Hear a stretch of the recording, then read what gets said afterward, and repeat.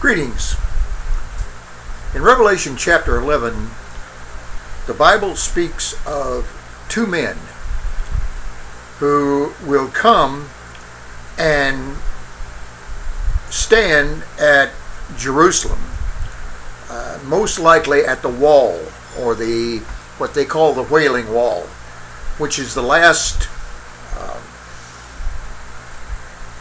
wall, or the last vestige of Herod's temple, the last vestige of the last Jewish temple before it was destroyed by Titus in 77 AD and his Roman army. And these men are going to be prophets, but they're called witnesses. And there's a very special reason behind that.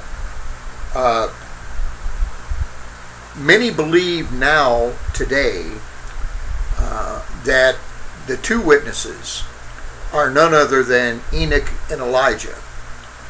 And I'm beginning to sway that way more and more all the time. The only words that I've received on the two witnesses were that they would come through Tyre, and they would be in Jerusalem a time. But the reason they're called witnesses is because these two men have not passed through death. They have not had to go into the holding cell for the spirits that Jesus had to go to and preach to the souls that were held there because of the mode of salvation, or the mode of forgiveness that they had to go by. But these men, for over 3,000 years, have been there in the realm of God, in that dimension. And so anything they make witness to can be counted as the truth, because they've been there and they've physically seen it. And that's why they are called witnesses and not prophets. But the Bible says in Revelation chapter 11 that they will prophesy in the city of Jerusalem for a while, and they will have power to shut up the heavens, no rain. They'll be able to call down the fire upon the earth. They'll be able to do another number of things with power over the elements that are not usual today with prophets. And I believe that this is the time that prophets, or the need for prophecy and the need for prophets, will cease. These two men will prophesy for a time. They will bring a lot of trouble to the beast and his form of government, and the beast will finally war against them and will overcome them. And the world, because of the stress and because of the chaos and because of the things that these men brought upon the earth through or by God's judgment, it's celebrated that they are overcome and killed. And the Bible very plainly says that they are killed. And the world will celebrate. Now, 100 years ago, people read that passage and they could not understand, or maybe they didn't even think about it. How could the world know at one time that these men were dead? And now we know that television is the answer.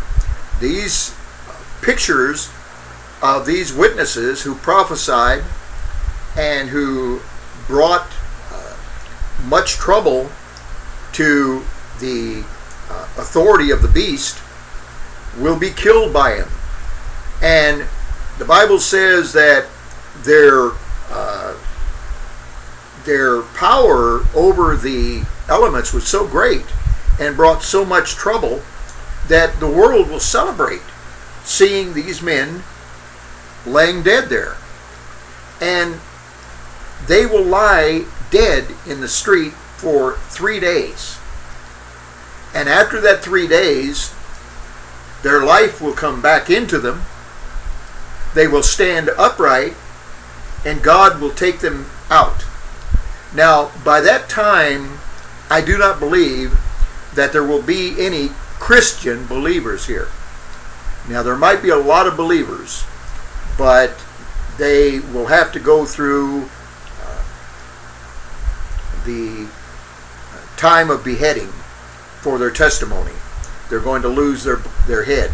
And certainly, I think many Christians will lose their heads, because that time is very close, where you will be challenged to either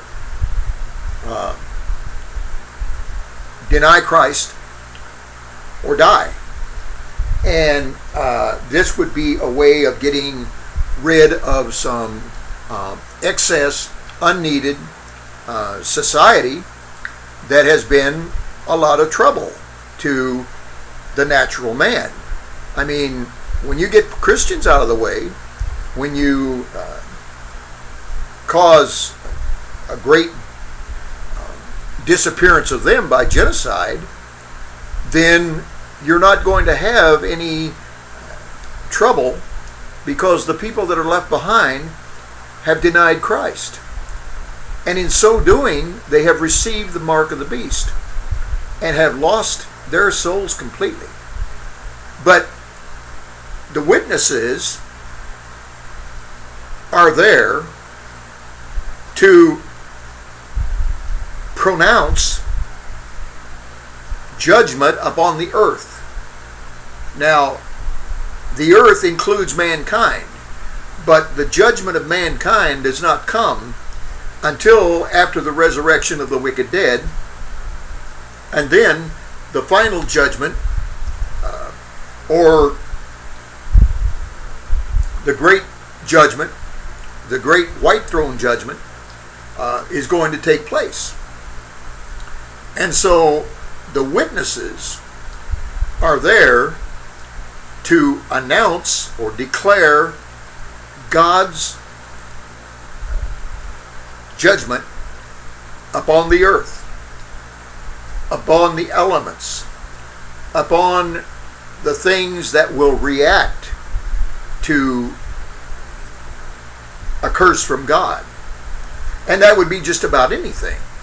So the elements will, more or less, by the command of these two witnesses, will actually rebel against man, will come against him, and everything that is will be man's adversary, will be the enemy of man. And so if you can imagine the trees in the forest, the water, the earth, the grass, everything will become man's adversary because of these witnesses, because they will have power over these things. And when they are commanded to react, these things will react for the witnesses. So be on guard. Watch Tyre. Watch the city. And be aware of the things that are happening. It doesn't say exactly what's going to be happening in unison with the appearance of these men. The only thing that we do know is that Antichrist will be in power, because these men will cause much trouble. And so just watch the skies. Watch the changing of the seasons. Watch the changing of the climate and the atmosphere, because everything, as I said, will rebel against man. God bless you. Maranatha. Be ready. Be vigilant. Be sober. For your adversary, the devil, walks around seeking whom he may devour. God bless you.